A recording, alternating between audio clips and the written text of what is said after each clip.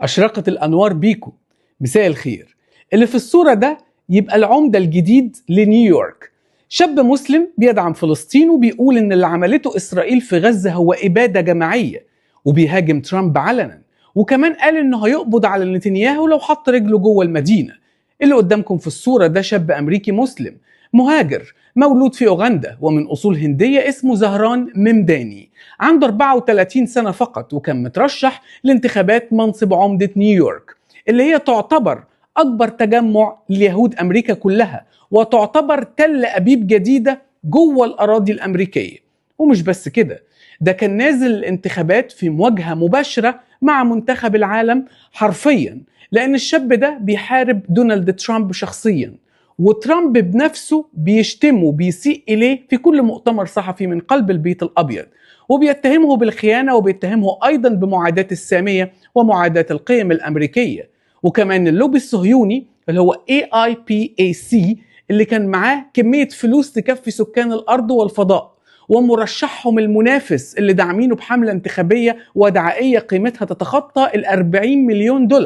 ولسه في أكتر، ده الكيان الصهيوني كمان حاطط اسمه في القائمة الحمراء لمعادين السامية، والموساد كانوا بيبعتوا له تهديدات بالاغتيال. وخدوا التقيلة بقى، ترامب نفسه هدد بقطع التمويل عن نيويورك لو هو فاز، وقال انه مش هيسمح بوجوده تحت اي ظرف. لكن برغم كل ده وكل الفلوس اللي اتصرفت وحملات التشويه والهجوم والتهديدات، زهران كسب وبفارق تاريخي ما حصلش قبل كده في تاريخ الولاية.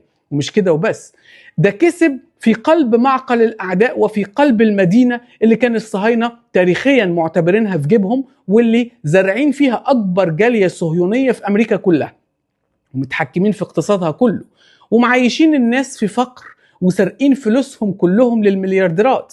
فوز الشاب ده يا صديقي مش مجرد فوز انتخابي، دي ثورة داخل النظام الأمريكي نفسه، وإعلان النهاية لسردية كاملة كانوا بيحلموا يصدروها للعالم بقالهم سنين، بأن أي حد يعارض الكيان أو يدعم فلسطين نهايته هتكون الإقصاء التام والتشويه أو حتى الاغتيال.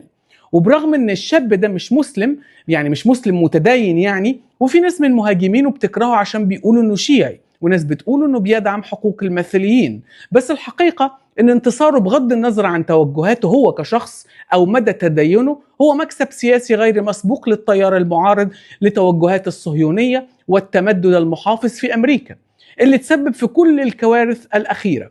الراجل ده دخل الانتخابات بدون دعم الشركات ولا تمويل المليارديرات ولا سند الحزب الديمقراطي نفسه اللي كان شايفه خطر على التوازن، وحملته كلها كانت مبنية على تبرعات الناس البسيطة، سواء العامل أو السواق أو الممرضة أو حتى الفواعلي اللي بيقبض بالساعة.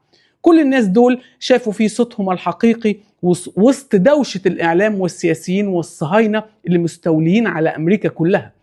وعشان كده فبعد ما ممداني كسب، ترامب فقد أعصابه وطلع يصيح في التلفزيون ويقول كل اليهود اللي انتخبوا ممداني أغبياء. لكن عارف يا صديقي المفاجأة والصدمة الكبرى كانت إيه؟ إن زهران كسب أصلا بأصوات نسب كبيرة جدا من الشباب اليهودي التقدمي اللي زهق من سياسات نتنياهو ورافض ان دينه يتخطف لحساب الصهيونية. تخيل ان 67% من اليهود تحت سن ال 44 سنة اختاروا مسلم مهاجر يكون عمدة مدينتهم.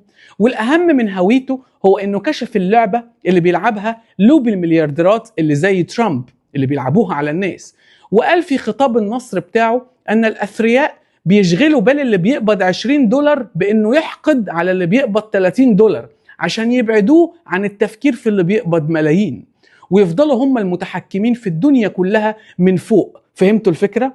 طوفان الأقصى يا صديقي مش بس غير موازين القوة في المنطقة، ده تأثيره السياسي والفكري وصل لأكبر عواصم العالم، وبدأ يغير طريقه لتفكير الناس في إسرائيل والصهيونية نفسها. زهران من شوية وفي نهاية خطاب النصر بتاعه قال لأنصاره جملة بكل فخر باللغة العربية: أنا منكم وإليكم. وبعت رسالة لترامب على الهواء مباشرة قال فيها: أنا عارف إنك بتتفرج عليا دلوقتي وعندي ليك 4 كلمات على صوت التلفزيون علشان تسمع كويس. فالخلاصة عايز بس أقول لكم إن العالم بفضل الله بيتغير بجد، مش مجرد كلام، واللي كنا فاكرينه معجزة زمان أصبح دلوقتي بيحصل عادي وبمنتهى البساطة والسهولة. وإن الصهاينة أصبحوا منبوذين ومعزولين في العالم كله، لدرجة إن حتى أبناء نفس دينهم مش طايقينهم ولا عايزينهم. هسيب لكم جزء من الخطاب بتاعه وتفاصيل الفوز الانتخابي بتاعه أيضا في الكومنتات تحت، وما تنساش تعمل شير وعرف غيرك بالخبر التاريخي ده.